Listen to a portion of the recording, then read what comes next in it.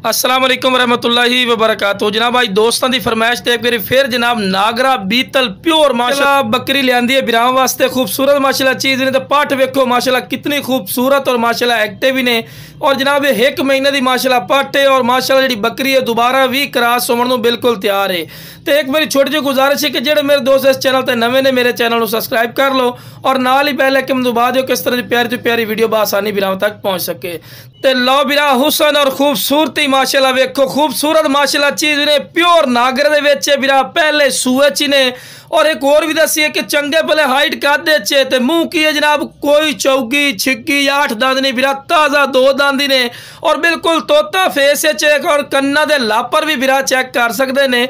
चंगे लंबे कान ने माशाल्लाह और वेल चेक करो माशाल्लाह चंगी लंबी वेल है। पैर बिरा बनने क्योंकि तुहानू वीडियो बना के चेक करवानी होंदी है।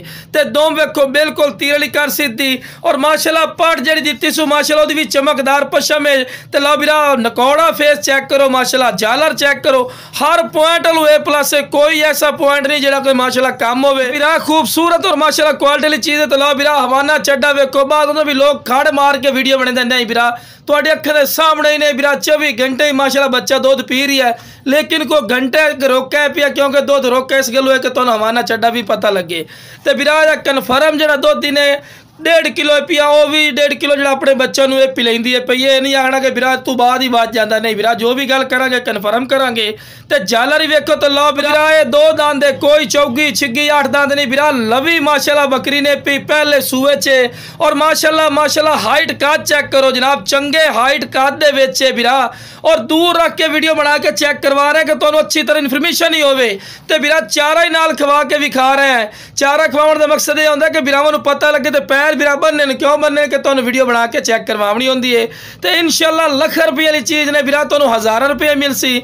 अगर ये नाल दा तुसी भी जिन्ना चेक करते हो सो फार्म तो पूछ लो या किसी अयालिया कोलों या बिरा तुसी मंडी का विजिट कर सो कम अज़ कम रेट कर सन जी 75,000 रुपया जी। तो तुहानू फाइनल 70,000 तो घट नहीं देवांगे या 60,000 तो घट नहीं देवांगे लेकिन जेड़ा बिरा काल कर सी बिल्कुल जायज़ और मकूल राइट हो सी।